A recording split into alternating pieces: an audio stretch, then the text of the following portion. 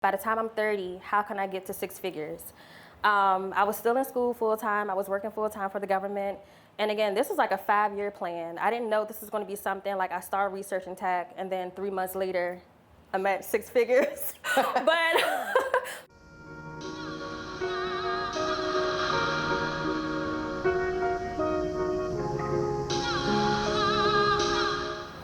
Welcome back to another episode of A Day in My Tech Life. This episode is going to be great. Yes. It's going to be amazing.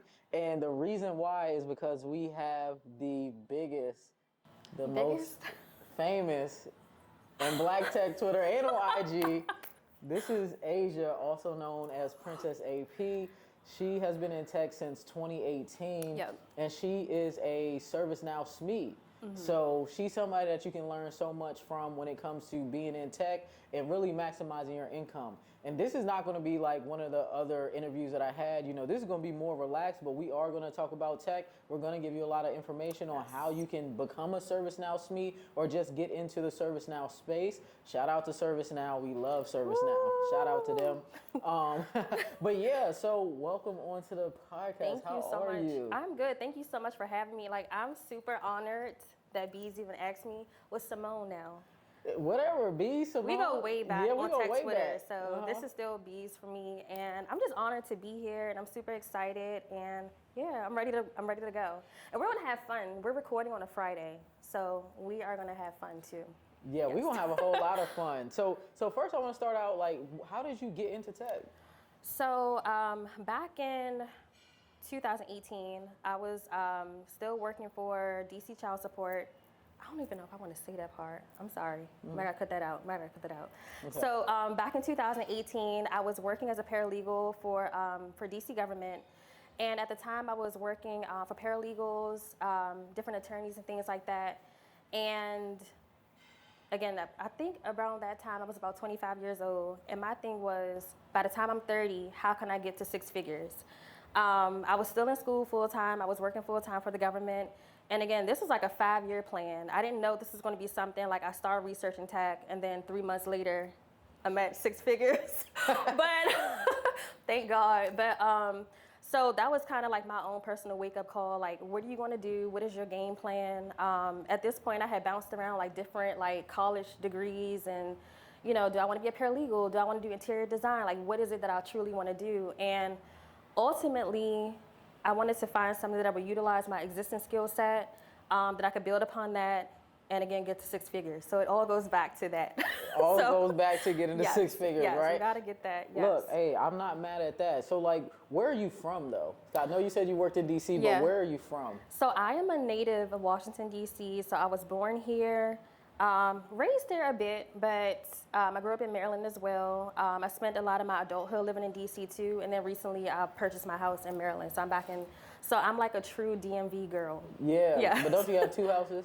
I was able to purchase my first single family home 2 years ago. And by the time it was like halfway done renovating, I was like, this is too far from my mom. Like, so I ended up fixing that up, selling that house, $150,000 profit from that on accident, on purpose. Right. No, I did the same thing. Like, you did that too? Yeah, I mean, not on purpose, right? Like, I bought my house in PG in Capitol Heights. I bought it and I sold it 7 years later, and I made $100K off of it. Which is the best feeling ever. Truly the best feeling ever. And then, and that's a crazy thing too. And that's why even though I try to like do things that take me out of the tech space, I always have to revert back to it because it literally paved the way and opened the door for so many opportunities. And not to, I guess for me, I don't like to put like people in boxes or give them limitations, but it's much easier to make money if you already have good income and money flowing and coming in. So tech has allowed me to invest, to open different businesses that I am passionate about, obviously pay it forward, help people back, give away in the community and stuff like that. So it's just, no matter how much I try to separate my personal life from work, it goes back to work because I wouldn't be able to do the things I do without work. So I'm sorry. No, you good. I love that because tech is really amazing. It can really change your life. So, because you were a paralegal at first, right? I was a paralegal. For full visibility, I was making, I think, $50,000 a year. 50K. Not even 50, maybe like 47.5. And I was like, ooh, this is good at 25. And when I had that like that thought process of like, what are you going to do?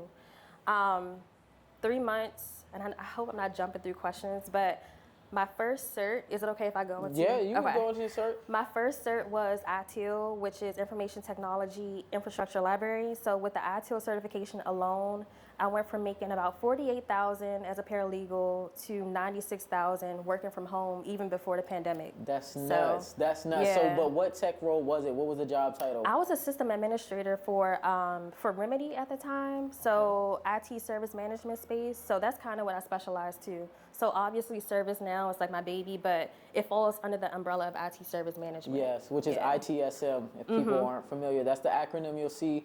You hardly ever see like IT service management. Yeah, You'll see ITSM, and you might be confused. So that's crazy. So you got one certification, went from about 48K as a paralegal to 95K, you said? Yep, like 95, 96. Yep, 95, 96K as a system administrator. And you did that in 3 months. I did it in 3 months. So I got my first certification in March 2018.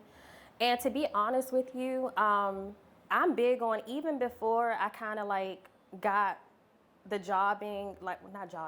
the job applying stuff to like a science, I knew that after I got my ITIL certification, I knew like to start thinking about what is expected of me. And I think that's the key too. Like when people leave boot camps, people have their degree, when people get a cert, now that you have Security Plus, you need to think about what it is that a company is going to hire you for. Right. What are we paying $100,000 for? You need to know what value you add. So like, I know people are like, oh, I just got this cert, but what are you? Yeah, right. Like now you have to become that. So that was always big to me. And so after I got my cert in March of 2018, I had other job offers that were like 60,000, 70,000, but I was like, let me just stay strong and wait till the big one came. Yeah. And it came in June, so it was 3 months later. It was 3 months later, so that was a big blessing, so yeah. No, that's amazing, but I remember when you got into tech. Like, I remember you were on Twitter saying you wanted to get into tech. You're like, I'm studying for these certifications. I'm going to start with ITIL. Yeah. And you got it, and you got in. Yes. And that was before the pandemic, because people love to make excuses. They love to say, oh, they're only doing that because it was easy to get a job during the pandemic. No. You did it before the pandemic. Yeah. And you definitely been in it for, or everybody who's watching knows. Right. B's like an OG. So like when I was trying to transition, B's, you were somebody that I looked up to and motivated me and stuff like that on Twitter. So I thank God for our relationship even at this point. But seeing people like you, it made it feel like it is possible. And I know nowadays, like on social media, especially Twitter and stuff like that, it's a lot of negative people. It is. Tech is definitely hard. It's not, but it's not impossible. Yes. So I think sometimes the way people word stuff on Twitter, it doesn't motivate people or inspire people. So I think like what you're doing, what you're allowing me to do, and others similar to us is definitely very important. So yeah, I feel like some people, like tech is hard as hell to get into tech. At the beginning, you have to study. Yeah. You got to practice. You got to work hard. But most of the hard work is done up front, right? Yeah. And then it just depends on where you personally want to go. You know, you could have been like, hey, I'm at 96 now. I'm good. I doubled my salary in 3 months. Yeah. I'm good. But you said you wanted more. We haven't gotten into that yet. Yeah. But I just want people to know that, like, you don't have to gatekeep. And just like you said, there are some people out, it's a lot of people that the way that they talk about tech, the way they try to make it seem like, oh, you can't just do this. You need to go and get a degree. You need to go and get 10 certs, or you need to go and get experience. Like, it's not always the case. And there's opportunities for you if you actually put in the work, figure out what value you can bring to companies, like you said, fix your resume, do your LinkedIn network. It's a lot. It's a lot you got to do. Do that and constantly apply, and then wait for that right opportunity. Yeah. If you knew, and I'm glad you waited, because you know, like the average salary of somebody in the role that you were doing, were you basically kind of like a so you were ITSM, like sysadmin. So what type of platforms were you working with? So I started out working with Remedy, in which the person who created ServiceNow actually started out with Remedy too. Okay. So it's like a full circle moment for me in my career. But I started out with Remedy, so just your everyday ticketing system. And then from there, I think my next cert after that was a certified Scrum Master, because I've never been a Scrum Master, but the people I would interact with, my project manager and all of that, we were like agile. So I was like, let me just know what they're talking about kind of thing. And that's another thing about tech too. And I think that allows people like you, and I guess me, trying to be modest, to continue to flourish, because you have to continue to learning. Even if it doesn't impact you, what you're learning, it impacts the team. So my second cert, again, was Certified Scrum Master, and then I went to ServiceNow. So I've been stuck with ServiceNow ever since. But You started with the ServiceNow sysadmin cert? Mm-hmm. Okay. Yeah. Did you go any further? That's all you got? So that's all I have. I did like a lot of micro certs, but I keep planning, if you follow me on Twitter, I keep planning to do my developer cert, and I just have not done it. Yeah, you're like, this coding is too much. I always see you like, I want to do it, but this coding, I'm not getting it yet. So, but sometimes you don't need it. Yeah. Right? Because, like, some people, they told me, they're like, you don't have that many certs. I'm like, because I got the experience. Exactly. Experience trumps all. Yeah. But you can use certifications to get your foot in the door, get the experience, and then from there, you can decide, do I need more certs? Do I not need more certs? Do I want to have these companies pay for the certs? Or do I want to have them pay for, like, my degree or something like that? Exactly. Right? Yeah. So that's the best thing about tech, is that you can get your foot in the door and have the companies start paying for more education for you. I definitely agree. And one thing, because I watched other interviews of a day in my tech life. So one thing, I watched it last night because it launched with you and Tanika. So one thing she said is be intentional. So I do see a lot of people that are trying to do this, trying to do that, trying to do this, trying to do that. You kind of want to always start or think with the end in mind, like what is your end goal for this portion of your life going to be? And I think that helps pave the way too for people. So I try to stay mindful of that. And so yeah, now I'm just rambling, but it's all good. It's all good. So like, where are you at now? So you've been in tech for 3 years. You got in tech. Almost 6 years. 6 years. Sorry. 6 years. My bad. No my bad. worries. So you've been in tech for 6 years now, but in 3 months you had went and doubled your salary. Yes. So like, where are you at now? Like, what are you doing as a ServiceNow SME, and maybe what type of skills should people focus on if they want to that? do like ServiceNow type of stuff? Yeah. I think ITIL is definitely, honestly, I think ITIL is key for any person that's in IT. Okay. Because it gives you a holistic approach of like how to make sure you're adding value, how do you make sure that your IT products and services are actually efficient and helping out and enhancing. So I think that is a good cert to have. And then Certified Scrum Master, because I never acted in that role, it helped me to understand like agile methodology and stuff. But I think the main thing for me is after I got my ServiceNow certified sysadmin, just keeping up with any new releases that they have, making sure that you do their micro certs. Their micro certs to me are invaluable. So knowing about like GRC, like their policy modules, their HR service delivery, just knowing like all the offerings and whatever it is that you specialize, you just want to stay up to date with it. Because at one point you specialized in like cyber, right? Yeah, so when I was overseas, you do a little bit of everything when you're a radar system engineer, because you're one of the few engineers over there. And yeah, so I did cybersecurity, information assurance. I did the software piece. We were focusing on hardware, and then overall just making sure that the radars are up and running 24/7. Oh, so yeah, you were already an encompassing total IT person. Right. So that's what I push to, like making sure that you know a bit about everything. That's the only way to flourish. So yeah, but see, I didn't start that way. Like, I started out, I was doing software engineering, and I was an embedded software engineer. So I was writing code for radars. And then when I went into the field, I didn't know what I was getting myself into. They were just like, oh, you know software, you need to know hardware too. So I would talk about like my help desk experience, building computers and stuff like that. But I had no idea what I was getting myself into when I went overseas. Gotcha. So like, you really, like, to me going overseas is what really helped my career the most, is because just like you said, like I learned everything, right? So I had on-the-job training to become a sysadmin. And as a sysadmin over there, you're doing literally everything in regards to the network. Yeah. So anything that's happening, you're doing it, right? So it was. And I think that role is easy to be cross-functional too, because you interact with so many other teams as a sysadmin too. Yeah, so, exactly. I'm sorry, No, you good. But yeah, no, it was great overseas. I enjoyed all of it. But yeah, let's get more into. I think we talked about the skills. We talked about the salary, everything that tech has afforded you so far. But I want to get into your passions, because you had started a tech clothing line at one point. Yes. Yeah, like, could we talk about that? We can. So I think one of the biggest things that I appreciate in IT outside of the salaries would be the sense of community and like sisterhood and everything that has been built into it. So even though I started my IT career before the pandemic, during the pandemic, it like trended because it was trying to figure out what can I do to make a lot of money that I can do from the flexibility of my home, because people were getting cut hours that actually had to physically go into work. And so it's like all roads led to us in IT. So from that, I have friends that I met because of IT that I would be friends and sisters with forever.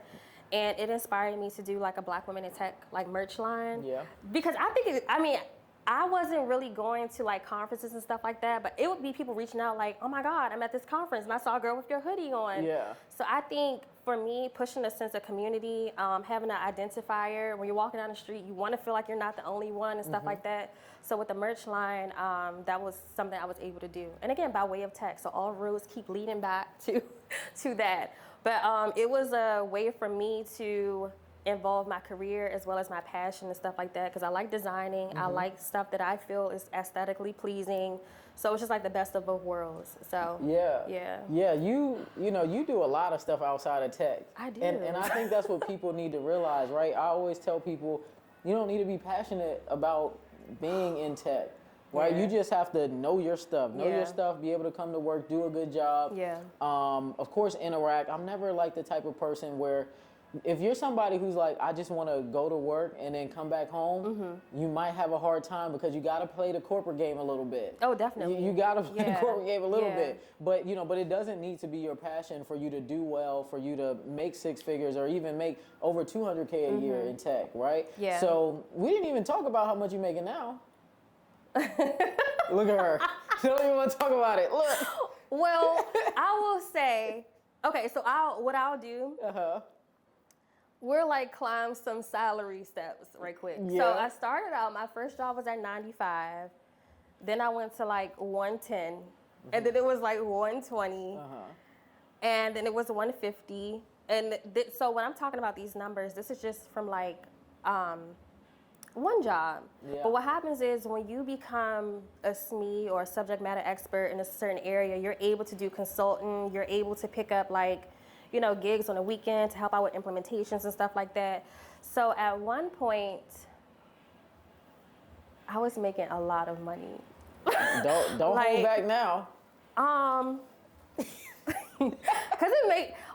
so you're able to make a lot of money. So I think the most I've made. Give it a range. Just give it a range. You give it a range. What did you say? Not a six figures to start with a 1 or a 2. It didn't start with a 3. It didn't start with a 4. It was getting up there. Like with the consulting stuff, it was getting up there at one point. And that's how too, like, I didn't know you were that high.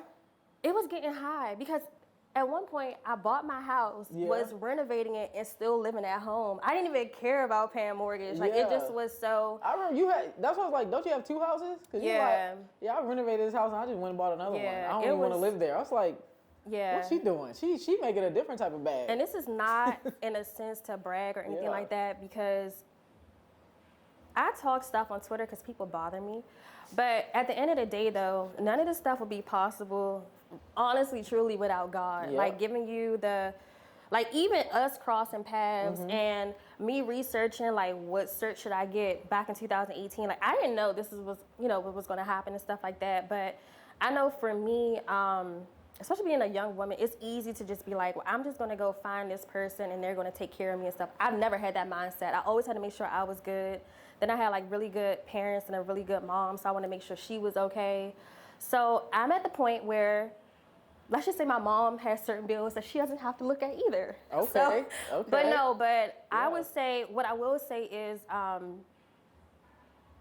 my approach is don't just get into IT, become not better than other people, but be the best that you can be, because once you hit that SME level, the money is just endless. Yeah, because you do it as like a consultant, so you're able to take on multiple contracts. Yeah, which is basically overemployment at the end of the day, kind of, right? It's kind of overemployment, so you have multiple contracts, 1099 at these different companies that you have contracts with. So and I was getting like short-term contracts that were paying like insane, like a 3-month contract, and it might pay like 40. 40K in 3 months?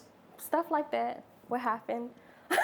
Like, because they're trying to like fast track like releasing with their service now. Yeah. So like the releases would come and they need a trainer or they need a tester or they need, and it'll be like, we need it in this amount of time, so we're gonna pay you, like we know it's gonna drop off in 3 to 6 months, so this is what we're gonna do.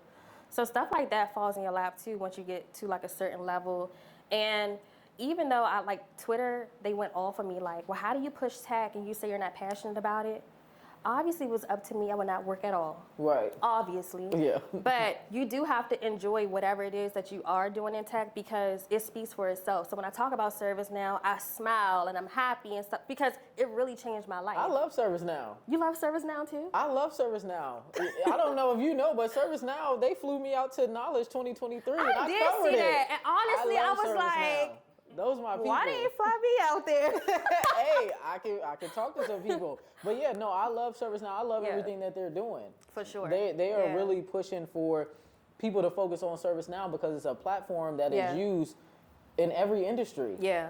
Everybody uses ServiceNow. Especially in GovTech. Like, so. Yeah, man, that's crazy. So basically, Asia is saying that at one point in time, she was making above $500 a year. At one point in time. During the pandemic, too, during the pandemic, crazy. getting a bag. Yeah. So, but like I said, that's all because that you were able to do that because you focus on your skills. Yeah. You focus on becoming very good at ServiceNow to where you are a SME. So you can come in and do those contracts. You don't need anybody to train you. You come in by yourself. There's no manager. You coming in by yourself. Yeah. You're doing the work you need to do, and you're doing it very well. Yeah. So that's amazing. Thank you. And I just want to say, too, one thing. I don't like to give off the energy like I'm the smartest person in the room and stuff like that, but one thing I would say that sets me apart, and you, I'm sure, be resourceful too in your IT career. Like, it's stuff to this day, it's stuff that I don't know. I'm not afraid to Google it. I'm not afraid to YouTube it. I'm not afraid to reach out to my tribe and IT folks or whatever. So that's one thing you have to do. Like, don't be afraid to say, I don't know. Like, even me now, I hate being around people like act like they know everything. And then a month later, you're like, I thought you knew. Like, just be who you are. Be confident, be grateful for wherever you are in your journey and stuff like that, and always be open to grow and learn new things. So I think that's the key too. Yeah. I mean, there's no way to know everything. No. Right? In tech, you can learn something new every day. And it changes the next day. Yeah, exactly. And it's always constantly evolving too. Yeah. So I'm glad we kind of went back to talk about, your salary and how you got to where you are and doing everything you do as like a ServiceNow consultant and a SME. But I also want to talk about what you do outside of tech, like not even with, the tech line that you had, but now you started something completely new. Yeah. I know you said you're like, I don't want to do anything related to tech whatsoever. So I'm trying to now, kind of the same approach with the real estate thing. Tech opens doors. Having more money than I was used to having 5 years ago opens doors. It gives you the opportunity to create more opportunities for yourself. So I'm 31 now. So after I turned 30, I was like, okay, you got your career together. The money is good. I'm not wealthy. I still have a long way to go to get to that point. But it's like, go back and like check your health and stuff like that. So for me, I was like, I need to start working out. So I don't know if we're going to cut this part out or not. No, I mean, I don't really care. Yeah. Like, I don't want, one thing about me, I'm very nice, stuff like that, but I try to check myself before I let somebody else check me. So when I was younger, I did like lipo and stuff like that. And what they were saying before is, oh, you're just going to stay the same size. Like, it's not going to come back. Oh, it comes back with a vengeance. Or maybe it just comes back after 30. I don't know. But so when I started realizing that, I used to be active before the pandemic, like work out every day and stuff like that. But with staying in the house, it was just easy. I started eating stuff I never ate before. Yeah. Bagels and biscuits and waffles. Hey, the pandemic was different. I was eating Chipotle. Insane. Like Chipotle was the only fast food that stayed consistent during the pandemic. Well, that's true. I was like, dang, everything else fell off. Yeah, it was just incredible, the foods I was discovering in my house. So, in January, I was like, you have to get this together. You're getting older. Even when I was working out, I wasn't stretching and stuff like that. So then I signed up for Pilates, and it like changed my life. Yeah, yeah. It's like the best thing ever. So now my mom and I go to Pilates together. That's like our mother-daughter bonding time. And so I was able to start Princess Pilates brand, which I'm really excited about. So we're doing merch, we're doing reformer tools and accessories. Like, I'm so happy. Yeah. I don't know if I smile more about ServiceNow or Pilates. It's the best. You love Pilates. But I love it. Look, my girl loves Pilates too. She Yeah. go crazy about Club Pilates. It is the best. Yeah, I'm a Club Pilates girl too, Yeah. so she knows something. But for me, it was more to just staying active. It's the fact that we're focusing on the smaller muscle groups. So like at one point I had like abs. And then I saw like my arms were getting toned up. And then I was stretching more because even when I was working, I was not stretching. Yeah, yeah. Like if I dropped something on the floor, I would just go get another one and just leave that one there. Because like, God forbid I have to pick up anything. But so with Pilates, it definitely changed my way of thinking. It changed my way of working out. It's helping me to stay. You know what I respect about Pilates? It's giving me the same hunger I had when I was trying to transition to IT. Oh, really? Because it's keeping me like with the schedules and everything, and I'm trying to hit a certain level. Yeah. And I'm like, I'm trying to get to 250 classes before the year is over. It gives me that same adrenaline as like studying for a cert. So I think I definitely think I'm the happiest when I'm like, when I have a clear goal set. Yeah. So whether it's a cert, a new job, hitting a certain class amount, it gives me that same Yeah, like you're a goal-oriented person. Yeah, it because helps give you drive. when I don't have a goal, and not that there's anything wrong with it, sometimes you have to give yourself a break, but when I'm not goal-oriented, I'm so stagnant. Like Yeah. nothing is moving, nothing is happening. Life is Yeah, about but- elevating and Yeah. improving. Yeah, and I mean, this is not to put down anyone else's like really easily to be content, but every time I achieve something, it has to be something else. Yeah. Like That's how we are as humans. Yeah. That's why, like, you know, they say when it comes to money, that's why it's like you shouldn't try to have too many money goals, or money shouldn't be the thing that brings you happiness, because, you know, once you get to a certain amount of money, you're going to be like, that's not enough. I want more. Yeah. And then you get to the next level, that's not enough. I want more, And right? I don't think it's nothing wrong with that, because it's not even us as people. Well, definitely what you're saying, it's people we want it, but the economy wants it too, because everybody was fussing about eggs like 6 months ago. I'm like, have y'all seen the price of deodorant? Deodorant's like $8. It's nuts. Everything's crazy. I be looking at the price. I'm like, what is going Everything on? is Have you looked at the price of bleach? It's like I haven't. I'm gonna it's look like today. $10 a bottle For Bleach. for bleach. I was like, what in the world is going on? I'm This looking is just today. bleach. I'm Go, looking go look. You're gonna No, be I like, this believe is you, but nuts. I probably pick up Bleach and just don't. I'm sure you never even. Who thinks to look at the price of bleach? That is I had just crazy. randomly looked at it. Like, I never really bought bleach like that. Like, you know, we would use it obviously on the whites and stuff, but I've started like use bleach way more now. Yeah. And then so because we got Especially white sheets. post-pandemic too. Yeah, exactly. Just in general, yeah. So we got white sheets and stuff on our bed, white comforters, all that. So, you know, use it, and then all white towels all over the house. So Yeah, it's like a hotel. yeah. So everything white. Yeah. Yeah. That's a nice aesthetic. Yeah, that's how she is. So, Yeah. but I like it though. But yeah, so we got to buy the bleach. I'm over there looking at it. I'm like, dang, when did that happen? And I went on Twitter, and somebody was saying the same thing. He was like, Yeah. the price of bleach has went from like $1 or $2 a bottle to like $10 a bottle for the same size bleach. Yeah. And nothing's changed. So I bought your defense guide, and even though I didn't go that exact route, it did help me a lot. It did? It was definitely motivating. Yeah. Yes. Yeah. So, Look. So many people, they had bought it and they didn't take any action whatsoever. So I had stopped selling it by itself. you should sell it. Yeah. Well, now I bundle it all together. Okay. And like it's called a GovTech blueprint. Okay, I did see. Yeah. Yep. I did So see that. I bundle it all together now. So it's like that, but 10 times better, because it's video courses, it's different spreadsheets, worksheets, all of that. Oh, nice. So yeah, so it's all together, all in one, and I even made some updates to it as well. But, Oh, good. But yeah, so I think that's what called me out in my career, because when I saw like the salaries you were making in that book, and I feel like I bought that book in maybe I was in I tech came out with technically. it in 2018, 2019, something like that. All right, so I think I got it in 2019, and I was like, girl, you are not making no money. So Yeah, but that. so thank but- you, B. You're welcome. No, but that's why I talk about the salaries. Like, before the whole salary transparency was Yeah. like a whole like thing on social media, you know, I always talked about it just for exposure for us.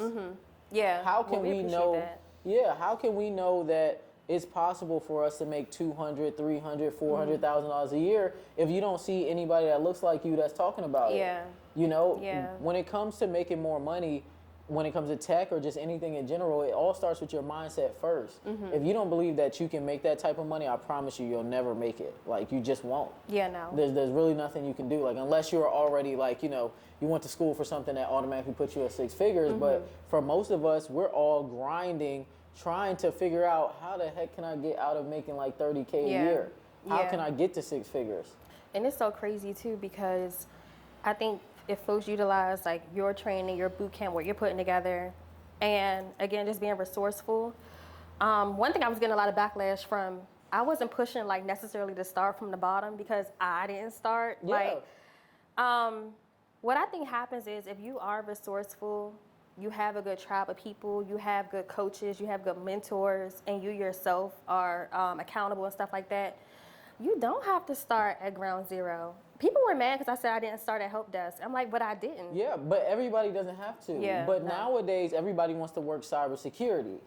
Oh, is it getting competitive now? Yeah, it's way more competitive now. You know, you just can't jump right into it. Even though I just did an interview with somebody else who he talks about how to get straight into cybersecurity. But still, even the examples he had, people had job hop. They had did something first that wasn't technical, and then they job hop into a technical cybersecurity role. Yeah, so his name is K. John, so make sure you go watch his episode too. But yeah, I mean, everybody doesn't start from the same place, and that's another reason why I started this series, is because I want people to see there are a million ways to get to where you want to get to. You just need to figure out the way that's going to work best for you. So for you, you decided, you know, I'm skipping help desk. I'm going straight to ITSM work. And I think one thing, never sell your, and I think you guys talked about it on the episode I watched last night. Being a people person helps a lot too. Like if you're likable, you don't mind socializing, you're not afraid, being intentional when you're going to conferences, making sure that you make the right connections and network and stuff like that. That helps a lot too, because it allowed, like, I feel like when you interview, even if you're falling short in certain skill sets or requirements or education, because I don't have my degree. I think that's the one thing we left out. You didn't get your degree? No. Oh, because you were in school, so I didn't know you never finished. Once I hit 95, I'm like, we'll come back and I am going to get my degree though, because I'm like literally so close to being done. But I took a break. Okay. It's been like an extended break, but I took a break. But even with that, it's been jobs I applied to or have recruiters reach out for, and it requires a degree. But by the time they meet me and they're like, oh, she's awesome, we want her to come in, it just works out. So I think definitely making sure that you're a people person. One thing that you said earlier was you have to play corporate. It's not lying or not being true to yourself, but you have to understand this is not like your person, like this is not your friends you grew up with and stuff like that. Keep that on the weekends. This is about money. This is about business. This is about building relationships and bettering yourself and stuff like that. So I think for me, my character and paying stuff forward, being a good person, stuff like that, I think that's played a part too. And people just, when they interview me, they like my spirit, they like my vibe, and I'll tell them, I may not know everything, but I can figure it out.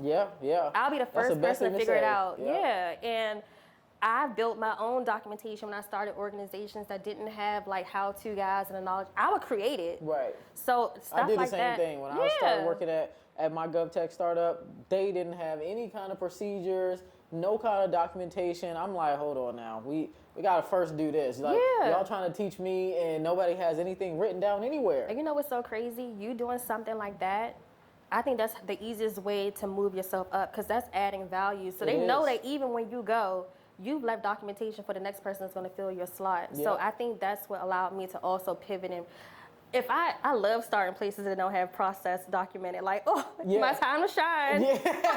No, it really is. It really is. It definitely helps. I definitely like knowledge base and having how-to guides and repositories and resources. That is like a big deal in these organizations, and especially agencies, like government agencies, having stuff processed and written out is a big deal too. Yeah, super, super big deal. Like my CEO, he even shouted me out because of the stuff that I was doing with the documentation and just getting them all together. Because I'm like, this is, what are y'all doing over here? Like, y'all working with all these government agencies, don't have any type of documentation. We coming in, everybody got a different method of doing something. Like, no, we should do stuff one set way.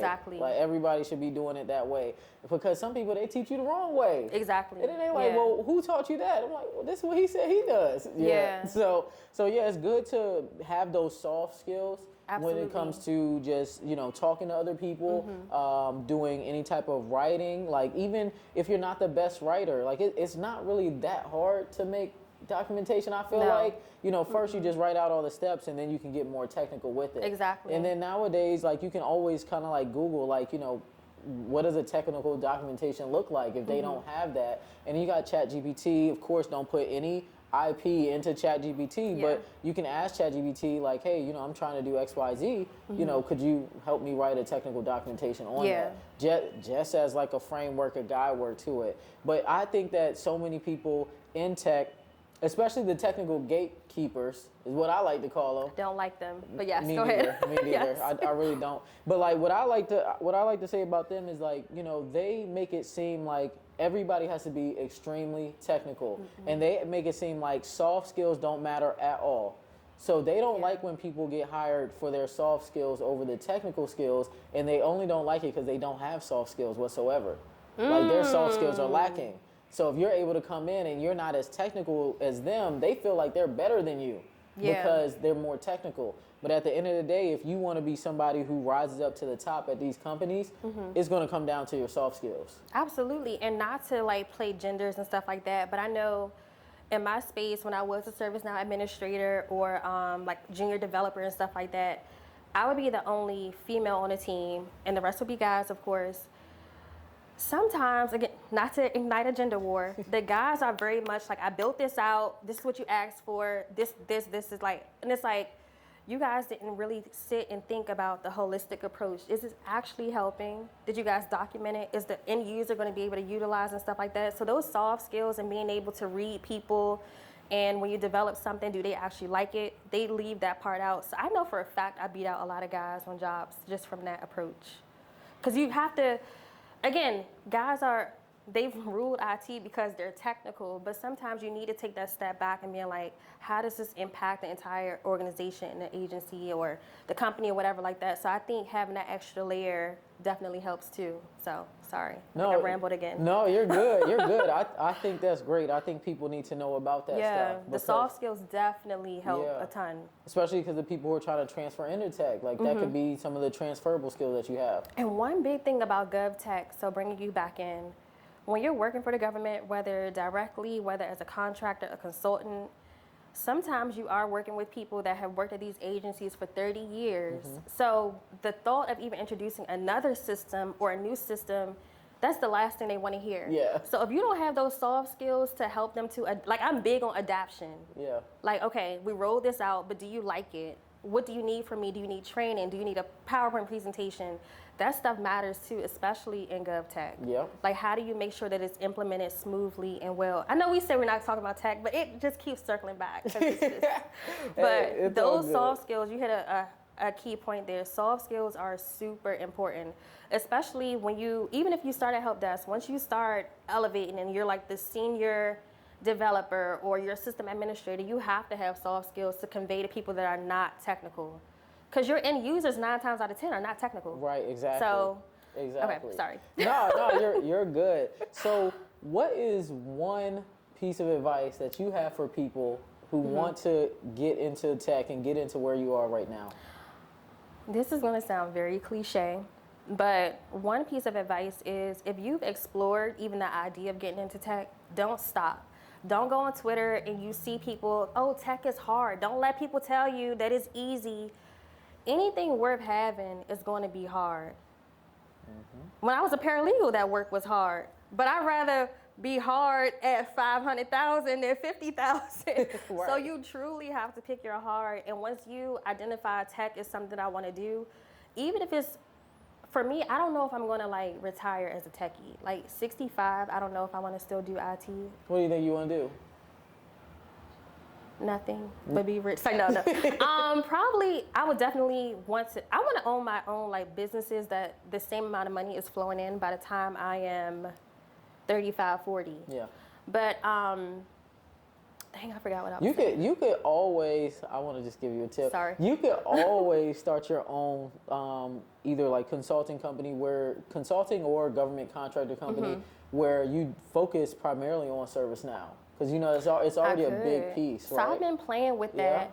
But I think when you reached out to me to do this, even though, again, at one point with the IT stuff, I think because of social media, and it was so negative because it got so trendy that it started getting competitive. And to me, it's always like, if God has allowed you to be who you are, you should be confident. You don't need to go on Twitter and like shoot down, you know, your approach or my approach. Just take, you know, post whatever your approach is. So when people were doing that, I kind of like started getting discouraged to like not talk about it that much. But I do want to come back over to it a bit because people do need help.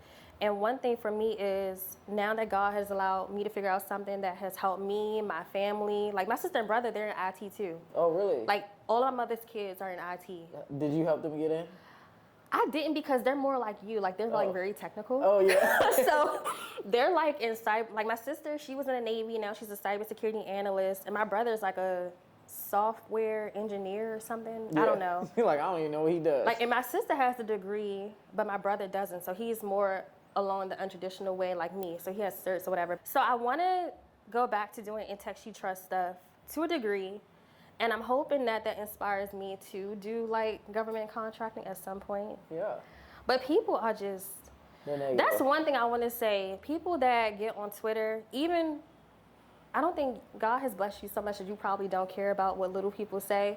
But what I will say, we have a ton, like more support than people that like hate and say negative stuff. Right. However, the people that are being negative, be mindful, because when you are negative, even though you're one person, it deters sometimes people from wanting to talk about it altogether. Now you got a whole, you know, I was talking about IT at all for like months. Right. I'm like, y'all just have it. Like, y'all do y'all thing or whatever like that. But in that, I'm like, I'm not feeding into my community or giving back and pouring back, because I am a big believer when God gives you knowledge to figure stuff out, you pour it back into your community, and that's how you stay blessed. Right.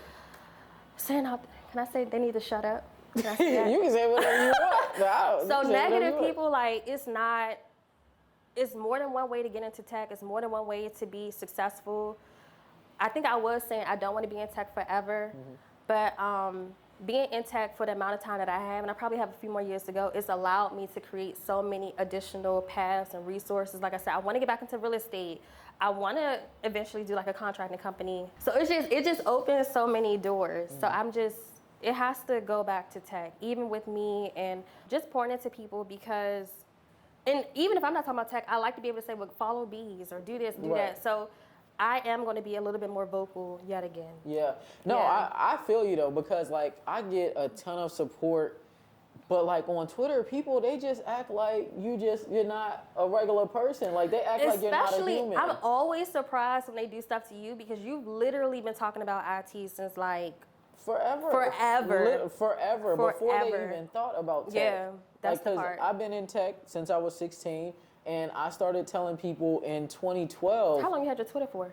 Huh? How long you had your Twitter for? My Twitter since 2009. So you probably have been talking about since 2012. Yeah. And that's people can fact check. Right. You can see like this is what it, you know, and that's another thing too. I tell people, like, if you just search through people's tweets, you can see how far they are and who to believe and who not. Like, so that's that. Yeah, it's kind of just sad. I just don't like the way that, you know, you have people out here that are sharing information, and then so many of us wonder why Black people who become really successful stop sharing and stop giving back and stop helping people. They wonder why, and it's because, it's sad to say, but like so many of like our own people be the first one to shoot you down, be the first one, oh, that's cap, or they're just super negative, and you just start to look back like, well, why should I be doing this anyway? You know, I'm good. I don't have to do this. I'm good. I definitely fell into that. Yeah. Like, just like you. I fell into it for a long time. Really? Yeah, I had stopped talking about tech for a while, because I was just like, that people were just so negative about it, because, you know, I was overseas making all that money. Yeah. And I swear to God, like, people did not really care about what I was really saying for like the vast majority of people until I had posted that pay stub that was $15,000. Like, nobody really cared until then. And that's the thing too. I think people put so many limitations on themselves, and they try to make you adapt and bring that on. Like, God has been super amazing to me. I've been very blessed, but I know this is not it. So when we get to the next level, I don't want to hear no naysayer stuff either, because, and we documented what has happened along the way too. So it's just kind of, people be negative, I'm always taken aback. And again, just like you, I know I've helped so many women, especially during the pandemic, get to 6 figures. I might talk to people twice or something like that, and they're like, I followed this, and now I'm making it. So it helps, and I just wish that people would not be so negative, so we are motivated to keep it going too. Right. Because that's the only way, like you said, with people, when they do reach certain points, they just stop altogether, because we are always our worst enemy. So, yeah. Yeah, but luckily, you know, success leaves breadcrumbs, and we are people who we've been tweeting. You had a repository. I think you took it down. Yeah, I took it down. See, she had a whole free repository to help you become a ServiceNow admin, and she took it down because people were being that negative. Yeah. So, I mean, it's okay. Yeah, I'm gonna reshare it. I am working on a book. So that's the thing. I don't think I want to be as hands-on, only because I am one person and I cannot overextend. Yeah. So I do want to work on like a book or like a journal or something like that to keep people focused and include those resources and stuff like that. But so I am trying to do that too. So I am working on that. But yeah. Okay, look, that's dope. I feel like we dropped so many gems on this episode, and you gave so much great information. And also, this is the second time actually that I interviewed you. So I interviewed you on Four Goats and a Mic, which is a podcast that me and my friends did during the pandemic because we was bored in the house. But it was a great podcast. So go back and find Asia's episode. It's on Spotify. It's called Four Goats and a Mic. But yeah, this was really, really dope. Where can people? Do you want people to find you, or you want people to find your Pilates brand? Where you want them to look? So my Pilates brand is pilatesprincess.com. For my tech stuff, I haven't revamped that yet, but it should be intechshetrust.com. And my personal social medias are a little crazy.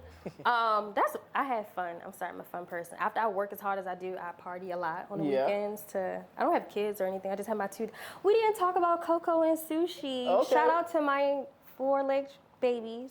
But so my personal Instagram or Twitter or whatever is PrincessXAP. Yeah, it's been a pleasure. I'm honored. Thank you so much for having me on. You have such a positive following, so I said like 5,000 times, I'm super honored to be a guest on your show, and I'm excited to see it when it's done. Yes. So thank you for coming out. Definitely appreciate you. So if you want to see more episodes of Day in My Tech Life, make sure you like, comment, subscribe, hit the notification bell. Yes. My name is Simone B, also known as Bees. I'll see you on the next one. Bye, guys.